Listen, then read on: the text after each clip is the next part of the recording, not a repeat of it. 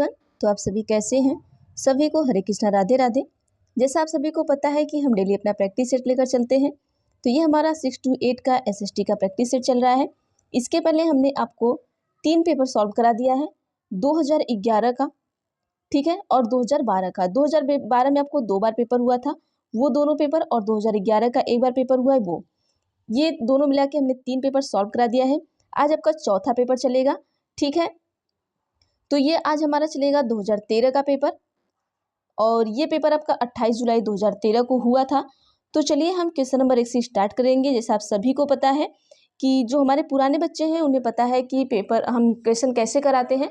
जो नए बच्चे उन्हें बता देना चाहते हैं कि आप पेन कॉपी लेकर बैठा करिए, नंबरिंग किया करिए। उसके बाद जैसे आप 1 से लेकर 15 तक नंबरिंग करिए, और मैं क्वेश्चन पढ़ती हूँ, आप भी पढ़िए। आप अपना उत्तर अपने से दीजिए। जब मैं उत्तर बताती हूँ तो उत्तर सही होता है तो सही करिए, गलत होता है तो गलत करिए। लास्ट में आप काउंट करिए कि आपने कितना नंबर गेन किया है। और प्लीज़ आप सभी कमेंट बॉक्स में ज़रूर बताया करिए कि आप 15 में से कितना नंबर पा रहे हैं, ठीक है। तो चलिए क्वेश्चन नंबर 1 से हम स्टार्ट करते हैं। क्वेश्चन दिया गया आपका कि अर्थशास्त्र के अनुसार मौर्य काल में उत्तर पश्चिम भारत डैश के लिए प्रसिद्ध था।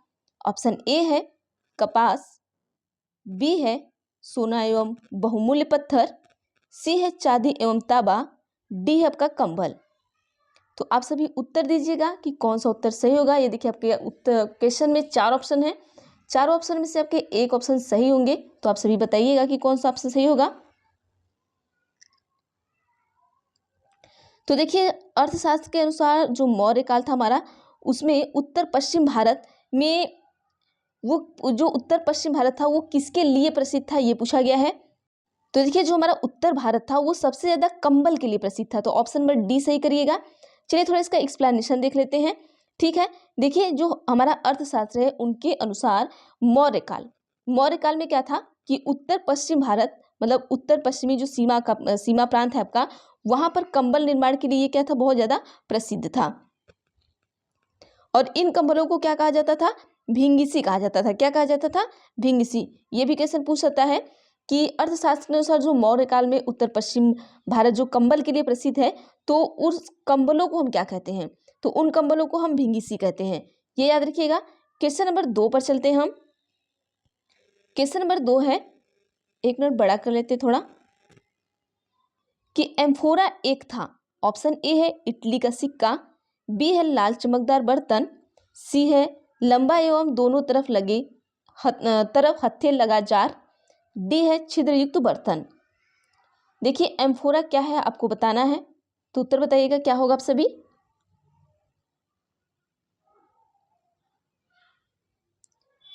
तो चलिए यहाँ पर हम देख लेते हैं। जो हमारा एम्फोरा होता है वो लंबा एवं दोनों एक तरफ हत्थे लगा क्या होता है, एक तरफ क्या होता है, जाल होता है, ठीक है।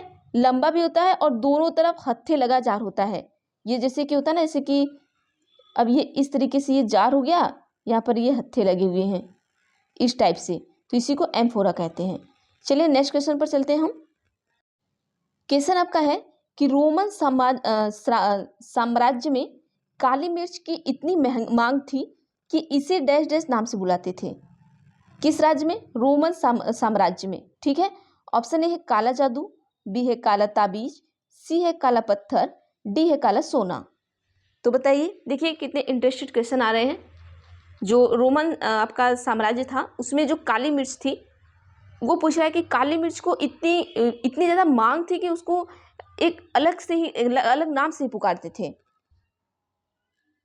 उत्तर दीजिएगा आप सभी।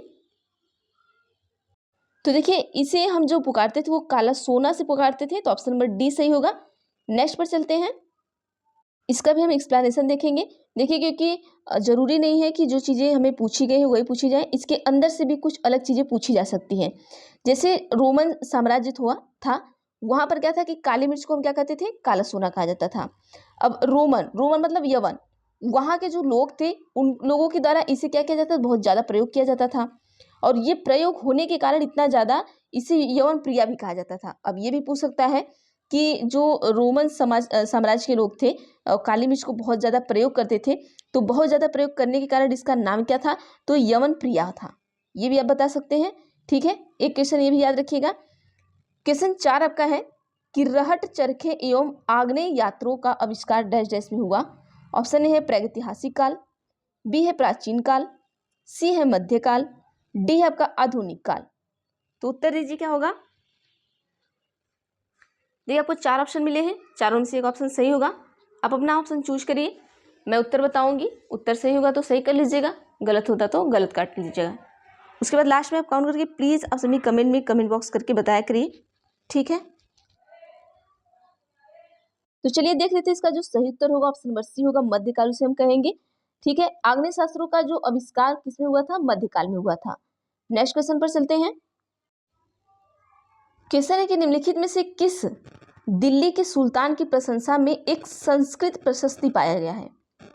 मतलब जैसे कि पहले के राजाओं और राजा महाराजा जो होते थे उनकी प्रशंसा में बहुत सारी किताबें लिखी जाती थी। तो ये कहा क्या है कि उनकी जो प्रशंसा है उसमें एक संस्कृत का प्रशस्ति पाया गया, मतलब संस्कृत में भी शायद कुछ लिखा गया है। तो क्या इल्तुतमिश में, ऑप्शन ए, ऑप्शन बी है बलबन, ऑप्शन सी है अलाउद्दीन खिलजी, ऑप्शन डी है फिरोज तुगलक। तो उत्तर दीजिएगा। 4 ऑप्शन में से आपका एक ऑप्शन सही है। तो यहां हम देख लेते हैं जो हमारा ऑप्शन नंबर सी होगा वो बिल्कुल सही होगा, अलाउद्दीन खिलजी। आगे चलते हैं। अच्छा, थोड़ा सा इसके बारे में देख लेते हैं आखिर ये मिला कहाँ, कैसे, किस तरीके से, तो कैसे संस्कृत भाषा में लिखा गया। देखिए जो खिलजी सुल्तान अलाउद्दीन खिलजी, तो इनकी प्रशंसा में ये जो एक प्रशस्ति है ये पाई कहाँ गई थी, जोधपुर में पाया गया था। और इसे जोधपुर शिलालेख के नाम से भी हम क्या करते हैं, जानते हैं। और यह शिलालेख जो है वो संस्कृत भाषा में लिखी गई, ठीक है। और इस शिलालेख में क्या हुआ था कि अलाउद्दीन खिलजी के विजयों का क्या है, उल्लेख किया गया है। क्या था कि ये जो अलाउद्दीन खिलजी की जो प्रशंसा की प्रशस्ति थी वो जोधपुर में पाया गया। और जोधपुर के शिलालेख के नाम से इसे जाना भी जाता है। और जो शिलालेख है ये कहाँ, किस में लिखी गई थी, किस भाषा में, संस्कृत भाषा में लिखी गई थी। और ये जो संस्कृत भाषा में लिखा गया था आखिर वो किस चीज़ के बारे में लिखा गया था, तो अलाउद्दीन खिलजी का जो विजय प्राप्ति हुई थी उसके बारे में लिखा गया था। आगे चलते हैं हम। चलिए क्वेश्चन है आपका कि हिरण्य गर्भ नामक अनुष्ठान किया जाता था। ऑप्शन ए है एक राजा किसी क्षेत्र को जीतता था तब, ऑप्शन बी है राजा को छत्री घोषित करने के लिए चाहे वह जन्म से छत्री न हो। आइए ऑप्शन सी देखते हैं हम। तो ऑप्शन सी है कि हिरण का शिकार करने से पहले, ये तो बिल्कुल नहीं हो सकता। पुत्र के जन्म के लिए, ये भी नहीं हो सकता। तो आइए हम थोड़ा सा इसका एक्सप्लेनेशन देखेंगे। देखिए जो राजा को छत्री घोषित करने के लिए चाहे वह छत्री हो या ना हो, क्या किया जाता कि हिरण्यगर्भ नामक एक अनुष्ठान किया जाता था। और राष्ट्रकूट शासक दंती दुर्ग ने अपनी राजधानी उज्जैनी में क्या किया था, हिरण्य यज्ञ का क्या किया था, अनुष्ठान किया था। तो क्वेश्चन पूछ सकता है कि हिरण्य यज्ञ का जो अनुष्ठान किसने किया था, तो राष्ट्रकूट शासक दंती दुर्ग ने किया था। कहाँ पर किया था, उसकी राजधानी उज्जैनी में किया था। ये भी पूछ सकता है कि जो शासक दंती दुर्ग था उसकी राजधानी कहाँ थी, तो उज्जैनी थी, ठीक है। आगे चलते हैं नेक्स्ट क्वेश्चन पर। क्वेश्चन है कि चोल काल में व्यापारियों की संघ को डैश डैश कहा जाता था। ऑप्शन ए है ग्रामम, बी है श्रेणी, सी है नगरम, डी है सभा। तो यहाँ पर आप सभी को पता है कि जो चोल काल के व्यापारी होते थे उनके संघ को हम नगरम कहते थे। ऑप्शन नंबर सी सही करिएगा। आइए थोड़ा सा इसका एक्सप्लेनेशन देख लेते हैं। देखिए जो चोल कालीन व्यापारियों के संघ को हम क्या कहते थे, नगरम कहा जाता था। जबकि जो उत्तर भारत में व्यापारियों के संगठन को क्या कहते थे, हम श्रेणी कहते थे। चोल काल को क्या कहते थे, नगरम कहते थे। लेकिन जो उत्तर भारत में व्यापारी के संगठन की संगठन को हम क्या कहते थे, श्रेणी कहते थे। नेक्स्ट क्वेश्चन पर चलते हैं। Question number 8। क्वेश्चन नंबर 8 में कह रहा है आपसे कि नाथ साहित्य का संबंध है। ऑप्शन ए है बंगाली से, बी है असमी से, सी है उड़िया से, डी आपका है मैथिली से। उत्तर बताइए क्या होगा।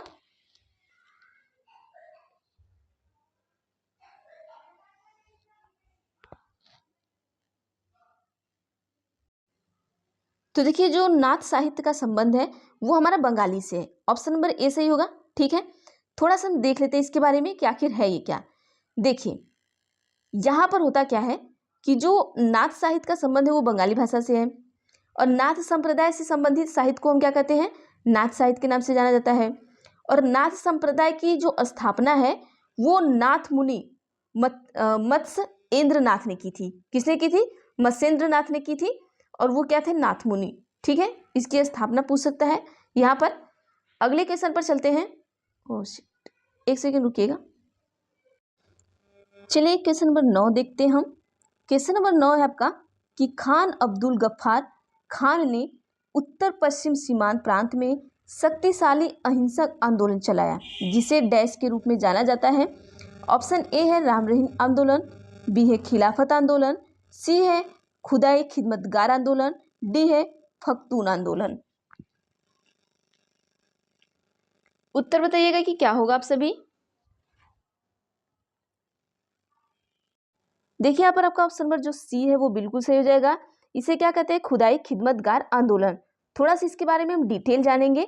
देखिए, जो आपका सविनय अवज्ञा आंदोलन था, उस समय क्या था कि उत्तर पश्चिम सीमा प्रांत में खान अब्दुल खान ने क्या की कि खुदाई खिदमतगार आंदोलन नामक क्या किया? आंदोलन चलाया।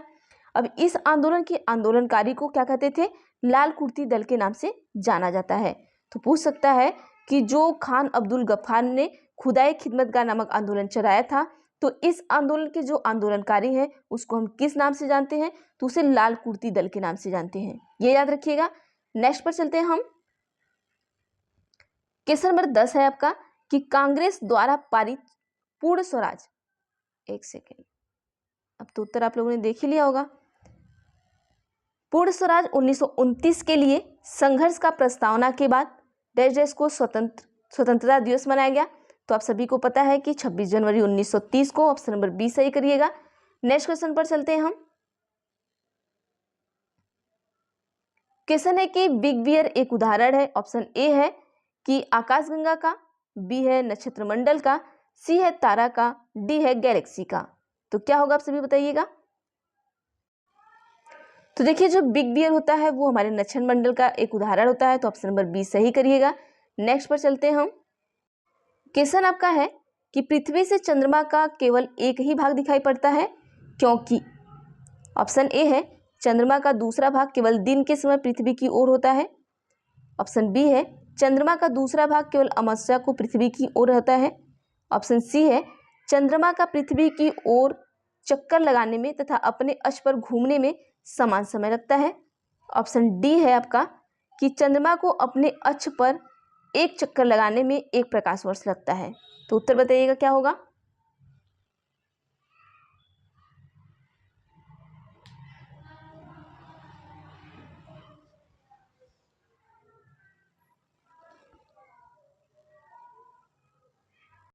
तो चलिए देख लेते हैं। क्वेश्चन यहाँ पूछा गया है कि पृथ्वी से चंद्रमा का केवल एक ही भाग दिखाई देता है।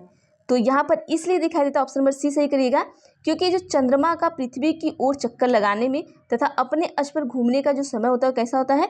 समान समय लगाता है। तो इसलिए ऑप्शन नंबर सी सही करिए। नेक्स्ट पर चलते हैं हम 13 पर। क्वेश्चन 13 आपका है कि पृथ्वी अपने अक्ष पर घूमती है। ऑप्शन ए है पश्चिम से पूर्व की ओर, ऑप्शन बी है उत्तर से दक्षिण की ओर, ऑप्शन सी है पूर्व से पश्चिम की ओर, ऑप्शन डी है दक्षिण से उत्तर की ओर। तो देखिए, जो पृथ्वी है अपने अक्ष पर घूमती है, तो वो किस तरफ से किस तरफ की ओर घूमती है ये आपको बताना है। तो देखिए, जो पृथ्वी है हमेशा वो सूर्य से उल्टा घूमती है। सूर्य पूरब से पश्चिम की ओर घूमता है, लेकिन हमारी पृथ्वी हमेशा पश्चिम से पूर्व की ओर घूमती है। ठीक है, ऑप्शन नंबर ए सही करिएगा। नेक्स्ट पर चलते हैं हम। क्वेश्चन है कि जैसे जैसे हम पूर्वी गोलार्ध से पश्चिमी गोलार्ध की ओर जाते हैं, देशांतर रेखाओं का आकार, ऑप्शन ए है बढ़ता जाता है, ऑप्शन बी है घटता जाता है, ऑप्शन सी है समान रहता है, ऑप्शन डी है पहले बढ़ता जाता है फिर घटता जाता है। उत्तर क्या होगा बताइएगा। देखिए, जैसे जैसे हम पूर्वी गोलार्ध में पश्चिम गोलार्ध की ओर जाते हैं, तो जो हमारी देशांतर रेखाओं का जो आकार होता है वो क्या रहता है? समान रहता है। तो ऑप्शन नंबर सी करिएगा। ठीक है, थोड़ा सा हम इसका देख लेंगे एक्सप्लेनेशन क्या है। देखिए, क्या है कि पूर्वी गोलार्ध से पश्चिमी गोलार्ध की ओर जाने पर क्या होता है, जो देशांतर रेखाओं का आकार होता है वो कैसा रहता है? समान रहता है। क्यों रहता है? क्योंकि प्रत्येक देशांतर रेखा समान होती है। जो देशांतर रेखा होगी क्या होगी? समान होगी। तो दो देशांतर रेखाओं के बीच की जो दूरी होती है लगभग 111 किलोमीटर होती है। ठीक है, ऑप्शन नंबर सी सही करिएगा। नेक्स्ट क्वेश्चन पर चलते हैं। क्वेश्चन है कि पृथ्वी दिन कहलाता है। ऑप्शन ए है जितने समय तक सूर्य पृथ्वी पर एक विशेष स्थान पर चमकता है। ऑप्शन बी है ग्रीनविच का मानक समय। ऑप्शन सी है कि पृथ्वी द्वारा अपने अक्ष पर घूमने में लिया गया समय। ऑप्शन डी है कि पृथ्वी द्वारा सूर्य के चारों ओर परिक्रमा में लिया गया समय। उत्तर बताइए क्या होगा। तो देखिए यहाँ होता क्या है कि जो पृथ्वी दिन कहलाता है वहां पर होता क्या आपका कि पृथ्वी द्वारा अपने अक्ष पर घूमने में लिया गया जो समय होता है यही कहलाता है। तो थोड़ा सा इससे एक्सप्लेनेशन देखेंगे। देखिए जो पृथ्वी अपने अक्ष पे घूमने लगा तो उस समय पृथ्वी दिन कहलाएगा, क्योंकि यह क्या होता है कि यह समय 24 घंटे का आपका होता है। ठीक है, तो ऑप्शन नंबर सी सही करिएगा। नेक्स्ट क्वेश्चन पर चलते हैं कि विषुव के दिन सूर्य की सीधी किरणें पड़ती हैं, कहाँ पड़ती हैं? क्या कर्क रेखा पर पड़ती है? ऑप्शन ए है, बी है विषुवत रेखा पर, सी है मकर रेखा पर, डी है आर्कटिक वृत्त पर। तो उत्तर उत्तर दीजिए आप सभी, कहाँ पर पड़ेंगी? जो विषुवत के दिन सूर्य की सीधी किरणें पड़ती हैं वो कहाँ पर पड़ती हैं?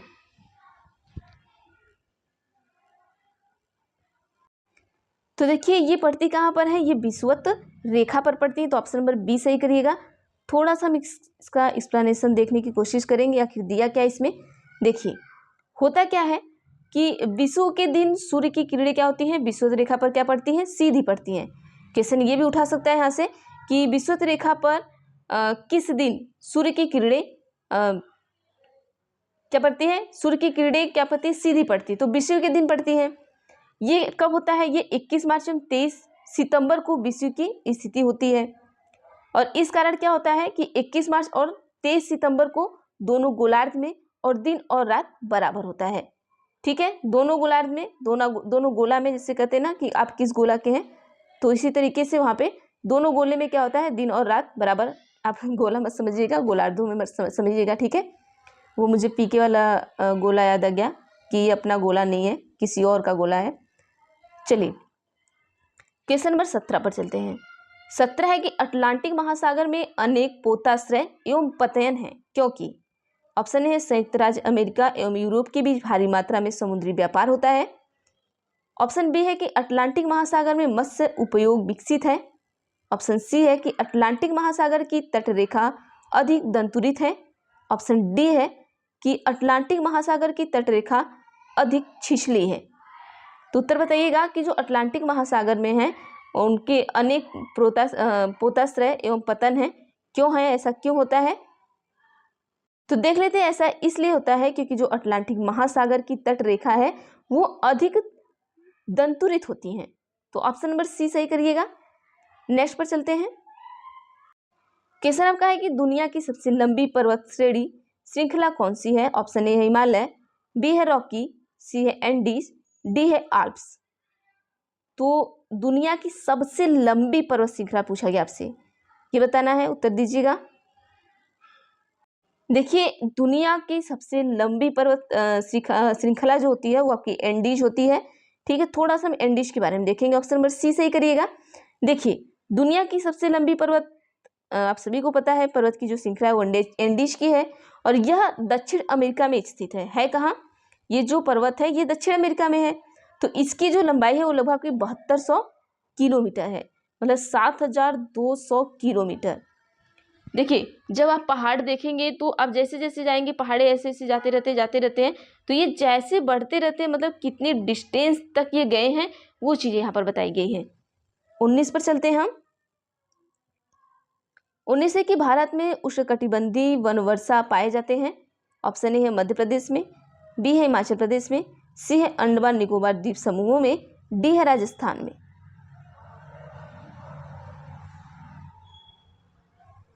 यहाँ पर जो ऑप्शन नंबर सी होगा वो बिल्कुल सही हो जाएगा। ये वन कहाँ पाए जाते हैं? अंडमान और निकोबार द्वीप समूहों में पाए जाते हैं।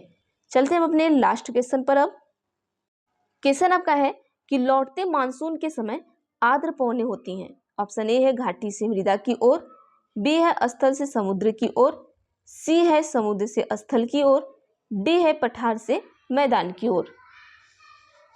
तो उत्तर बताइए क्या होगा आप सभी।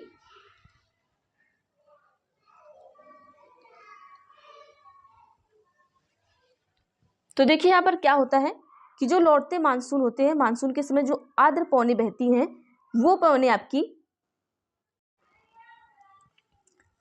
स्थल से समुद्र की ओर बहती है। तो ऑप्शन नंबर बी सही करिएगा। ठीक है, ये हमने कर लिया लगभग 20 क्वेश्चन। फिर कल 20 करेंगे और फिर परसों 20 करेंगे। तो ये आपका 3 दिन में एक समाप्त हो जाएगा। बाकी जैसे टाइम मिलता है हम आपको 60 क्वेश्चन भी कराने की कोशिश करेंगे। तो आज के लिए इतना ही करते हैं। जो हमारे पुराने बच्चे हैं वो हमें सपोर्ट करते हैं, जो हमारे नए बच्चे हैं वो भी अपनी तरफ से सपोर्ट करते ही हैं। बाकी जो बिल्कुल नए बच्चे हैं प्लीज़ चैनल को सब्सक्राइब कर लीजिएगा, बेल आइकन को क्लिक कर लीजिएगा, ताकि मैं जो भी वीडियो बनाऊँ अब तक जरूर चाहे। तो थैंक यू एवरीवन, हम मिलते हैं नेक्स्ट वीडियो में अब।